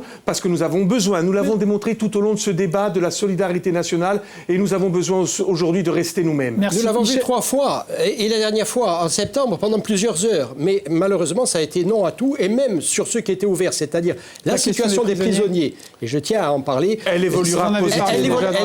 Il y a eu un reniement de la parole donnée et elle évoluera positivement. Je suis persuadé qu'elle évoluera positivement dans les prochaines semaines. Michel Stéphanie, sur la question des rapports avec l'État. Pour ce qui nous concerne, nous ne sommes pas indépendantistes, donc nous voyons les choses un peu différemment. Il faut se battre contre la politique gouvernementale, c'est une évidence. Cette politique est mauvaise. Et donc la Corse souffre de cette mauvaise politique gouvernementale. Oui, nous avons besoin de plus de moyens pour développer la Corse, pour aménager. Et nous avions à l'époque, je vous renvoie à la loi de janvier 2002, insisté beaucoup pour avoir un plan exceptionnel d'investissement parce qu'il était nécessaire de donner les moyens à la Corse de se développer et donc de permettre aux Corses de vivre mieux. Eh bien, c'est cette politique-là qu'il faut aujourd'hui à la Corse et donc se battre pour que le gouvernement nous donne les moyens de développer cette politique. Paul-Félix Bénédette, quel rapport il faut instituer avec l'État ? Rapport de force plus dur ?